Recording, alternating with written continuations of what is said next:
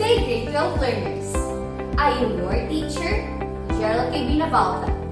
Welcome to another episode of Senior High Tech TV. How's your day? I hope you are now ready to unleash your creative writing juices with our new lesson for today. Please bring out your notebooks, ball pens, learning activity sheets, and assessments. But before we tackle our new lesson, let's have a review of what we had discussed last episode. Last time, we had discussed about interpreting themes. What is again a theme? Theme refers to the central idea, message, or subject the text wants to convey. It is a revolving idea all throughout the text, conveyed through significant events, elements, and techniques. Let us practice your skills in analyzing themes. I will be showing you famous stories and movies, and you will come up with a theme. Are you ready? Let's begin. Disney's Frozen. What is the possible theme?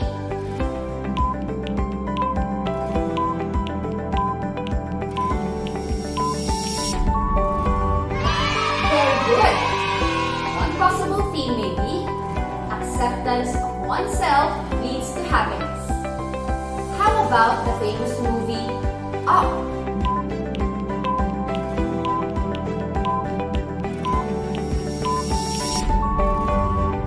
Excellent! That is such a heartwarming film. One theme may be we are never too old to achieve our dreams. How about the recent popular movie Encanto? What is the possible theme?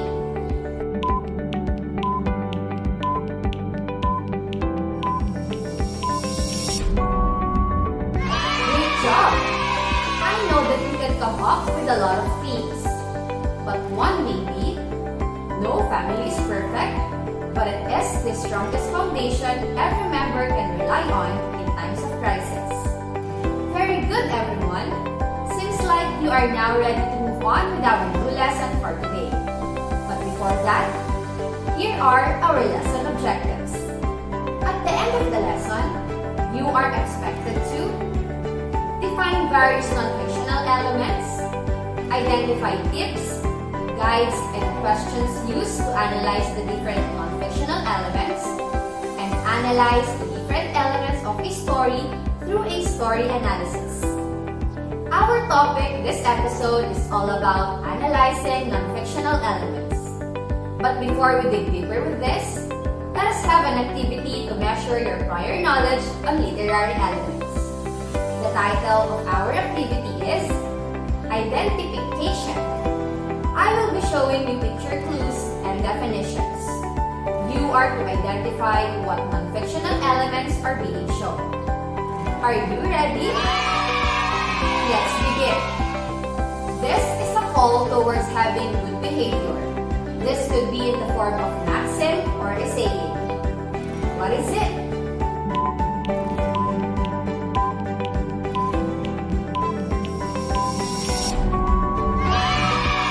Great job! The answer is moral. How about the next one? This is the feeling of excitement, tension, or even pressure by the reader as he or she gets involved in the story to know the outcome of a particular conflict. What is it?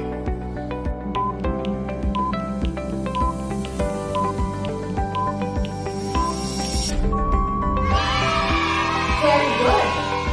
That is suspense. How about the next one? This is the attitude of the author towards the subject. It could be joyful, serious, humorous, angry, among others. What is it?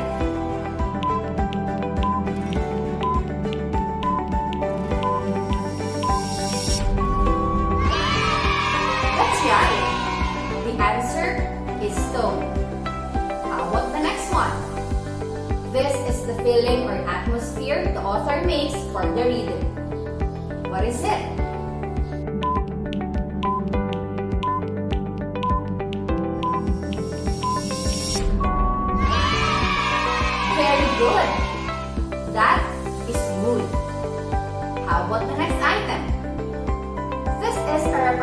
representation of a person, place, or an object. What is it?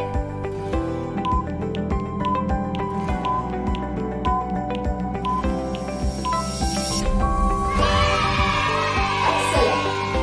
The answer is simple. Very good, grade 12 learners. Looks like you have prior knowledge of our lesson for today. Actually, those I had presented are some of the non-fictional elements which we will discuss this episode. For the past episodes, we had already discussed various elements of fiction and non-fiction, which includes the characters, characterization, setting, plot, point of view, theme, and various figures of speech. Today, we will find out more and try to analyze these elements used in non-fiction literary pieces. One of the non-fictional elements is mood. What is it? Mood is the feeling or atmosphere the author makes for the reader. This is the emotion we feel while or after reading a literature. It ranges from happiness, sadness, pity, anger, and so on. Example: what have you felt after reading or watching Cinderella? You may have felt pity towards the character or anger towards the stepmother. We also have moral. Moral is the call towards having a good behavior. This could be in the form of maxim or a saying. This is very much familiar with the theme, but theme is more of a statement of the main idea or message or a generalization about life, while moral is a lesson or call for action, usually to be a better person. Going back to our example, Cinderella, what is the possible moral lesson we can come up with it? One may be kind to all people. Next, we have suspense. Suspense is the feeling of excitement, tension, or even pressure by the reader as he or she gets involved in the story to know the outcome of a particular conflict. Oftentimes, even when we watch movies, we get thrilled by how the story reveals something about the character or an event. It might be a revelation of the character as an illegitimate child or the like. This is an important element to keep our readers hooked with our literature. This is very much evident in action, horror, or thriller genres. The next element is symbol. Symbol is a representation of a person, place, or an object. For instance, in a story, the diamond ring of the lady character might symbolize love, wealth, or even power. Another is glasses. This may symbolize wisdom of the character. Lastly, we have the tone. Tone is the attitude of the author towards its subject. It can be joyful, serious, humorous, angry, among others. Tone can be identified by observing the choice of words of the writer. The style of the writer can also reveal his or her tone. Tone and mood can be the same in some pieces. Those are just some of the non-fictional elements. Now, let us find out how to analyze the different elements within a particular story. Here are some tips, guides, and questions which will serve as your roadmap towards analyzing the different elements. We can analyze the characters and characterization of a story by answering the following questions. What is the role of the character in the story? What does this character display? Is he good or evil? Give some textual proof. What does this character epitomize? Is he or she a representation of hope or goodness? How? By answering these questions, we can now analyze the characters and characterization. For analyzing the setting, we can ask the following questions. Where is the setting of the story? The time and place? What is the impact of the setting to the overall atmosphere or meaning of the story? Next element is plot. We can analyze it by asking these questions. Do you think the sequence of this story is logical? What technique did the author use to make the plot more creative? Did he use flashback or foreshadowing?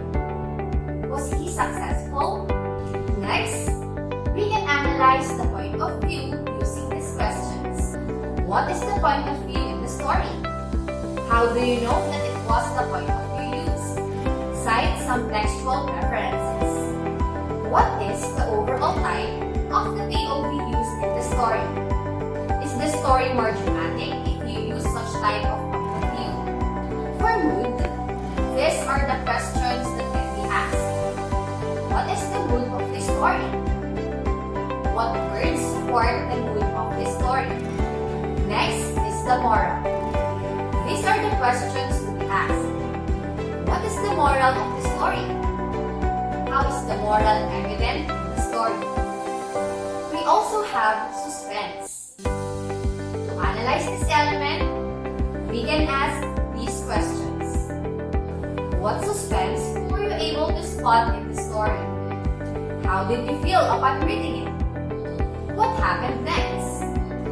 In order to analyze symbol, here are the questions we can answer.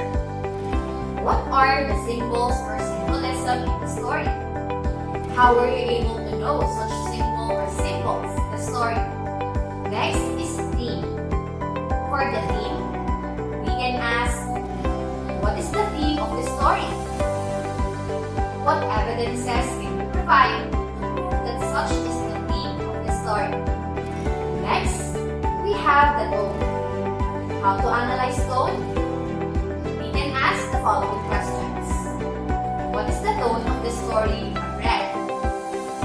How did the different elements converge to come up with the overall tone of the story? Lastly, we have figures of speech. These are the questions to be asked. What are the figurative languages that you were able to spot in the story? What do these figures of speech mean? What is the impact of this in the story? By asking all these questions, you can now analyze the emotional elements of the story. To test how well you understood our lesson, let us have an activity. Read and analyze the questions and choose the letter of the best answer. Are you ready? Let's begin. What is the most appropriate question that should be asked in order to analyze the characters and the characterizations in the story? A. What are the names of the characters? B. What are the dialogues that they utter? C. How many characters are there in the story? Or D. How did the characters exemplify their roles in the story?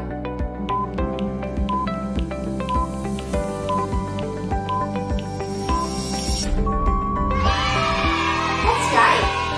The answer is letter D. Which of the following guidelines should be taken into consideration when you need to analyze the point of view in the story? A. The important dialogue should be considered. B. The characters' speech should be analyzed based on their attitude. C. The narrator of the story and the pronouns he or she uses should be considered. Or D. The author of the story should point out the overall meaning of the story.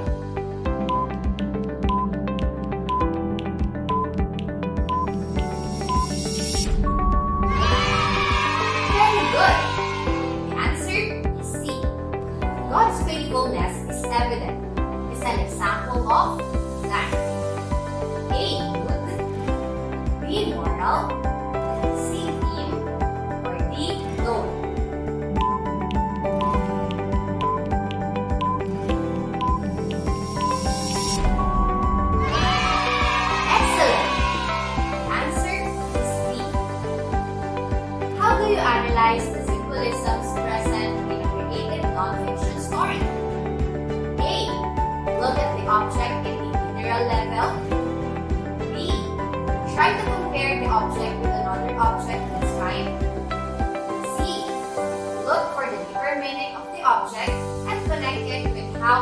valued or given importance in the story. Or D. Figure out what's in the object which cannot be found in another object for you to unveil the symbolism of the story.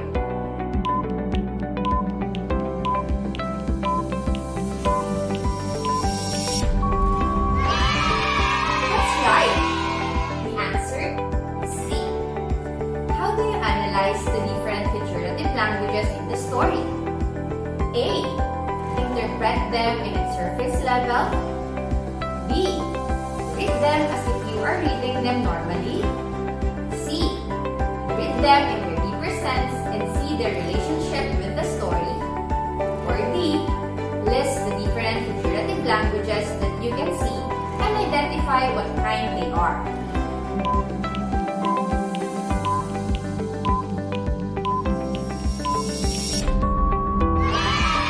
Very good! The answer is C. What are the essential skills in analyzing the elements in a creative nonfiction story? A. The ability to read the text. B. The ability to read and understand the text. C. The ability to read, understand, and analyze the text. Or D. The ability to read, understand, and analyze both the text and the elements of the story.